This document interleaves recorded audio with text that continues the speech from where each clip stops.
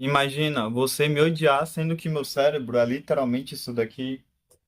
De um dos hemisférios está escrito Criança Maravilha e do outro hemisfério está escrito Memento Mori, que numa tradução seca e ruim e rudimentar seria lembre-se que você vai morrer. Tá. Em algumas culturas, a criança ela é um símbolo de pureza, sem com o mínimo de malícia possível, de criatividade, de admiração com o mundo, porque para a criança tudo é novo, entendeu? E seria mais um arquétipo simbólico, não uma criança de fato, porque tá, em algumas tradições, tipo na Bíblia, falam muito que para você acessar o paraíso, você tem que ser como uma criança. Mas é mais a criança como símbolo, porque as crianças, na época que a Bíblia foi escrita, é diferente dos tempos atuais. E assim como um homem de 30 anos atualmente é diferente de um homem de 30 anos na época medieval, uma criança de hoje, com acesso à internet e tal, ela é completamente diferente de uma criança nascida na era vitoriana. Então, realmente, as coisas tendem-se a mudar, mas o símbolo em si, ele permanece. O arquétipo, né? Podemos dizer assim, o arquétipo da criança pura. Mas por que a criança é pura nos arquétipos? Eu posso puxar Schopenhauer. Sim, Schopenhauer, aquele lá que ficou popularizadamente famoso por conta do pêndulo dele da ânsia de ter e do tédio de possuir, que é a filosofia pessimista que alguns dizem. Mas o Schopenhauer, ele tinha um poodle e ele adorava animais.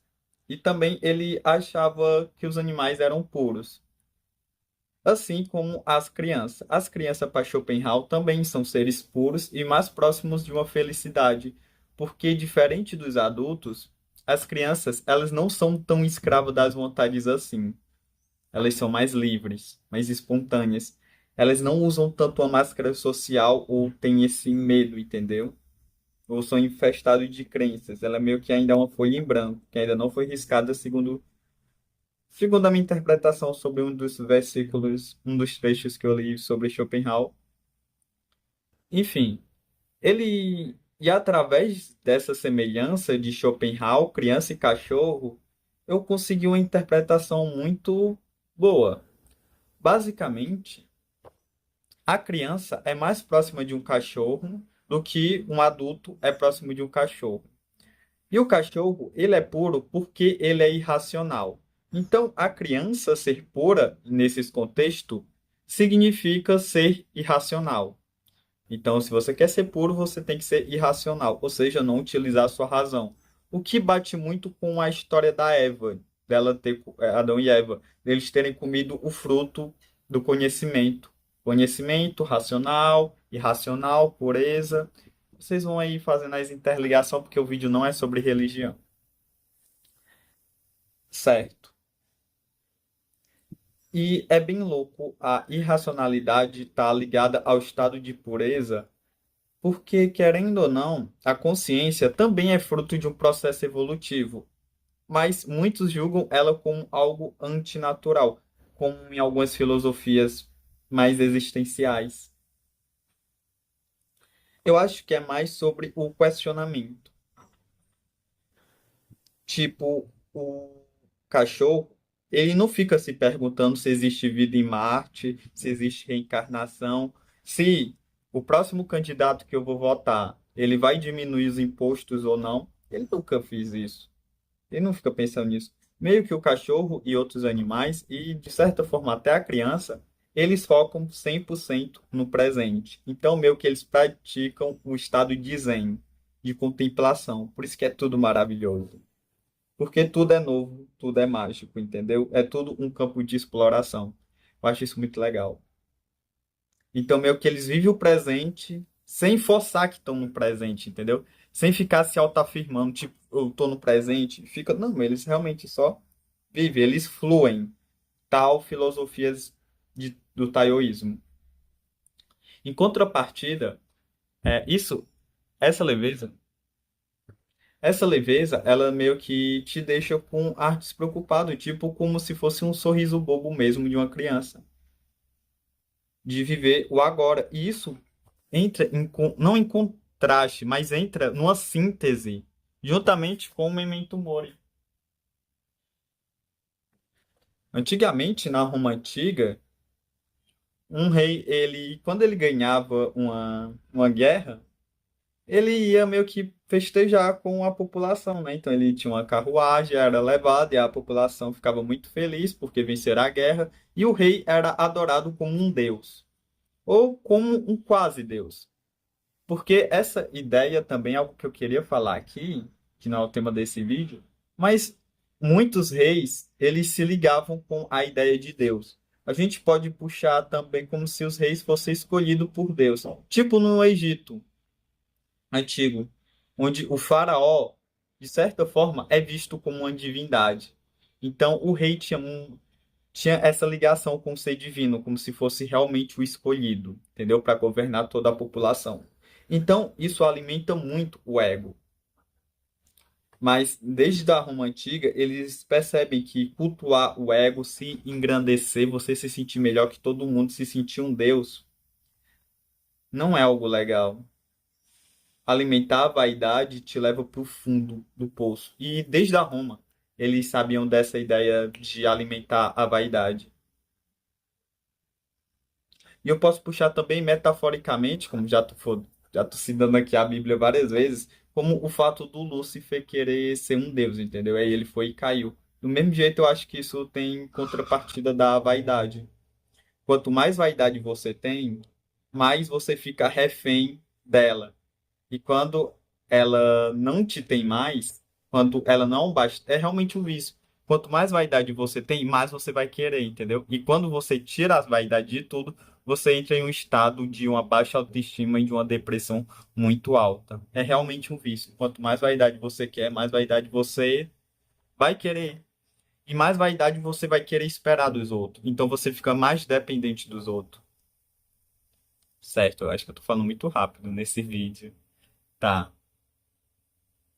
E para tirar essa vaidade, para você ser humilde mesmo, porque a humildade é o meio que o caminho dos céus, o caminho de uma felicidade mesmo.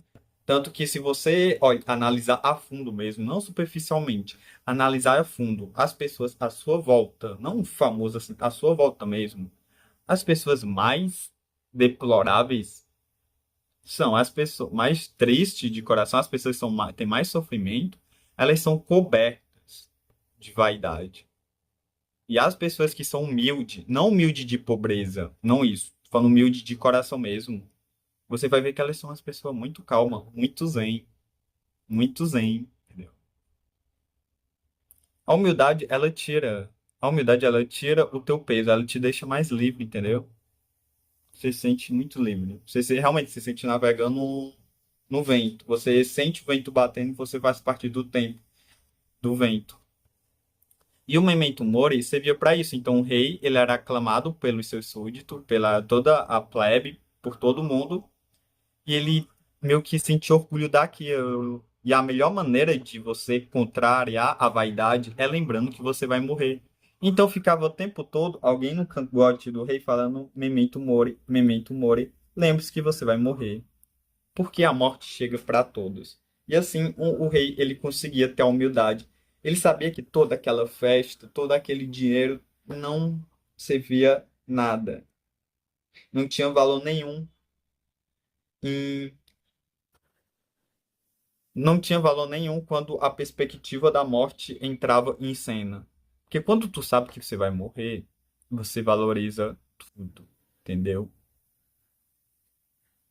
Você observa, você não consegue se sentir, porque a morte ela leva tudo, ela leva todos os teus bens materiais, todas as pessoas que você conquistou, tudo, entendeu? E o rei ele se sentia parte das pessoas, ele se lembrava que ele era mortal, assim como todo mundo, isso dava uma humildade para ele, afastava ele de uma vaidade que provavelmente podia ruir o império dele. Era isso. O lembre-se que você vai morrer.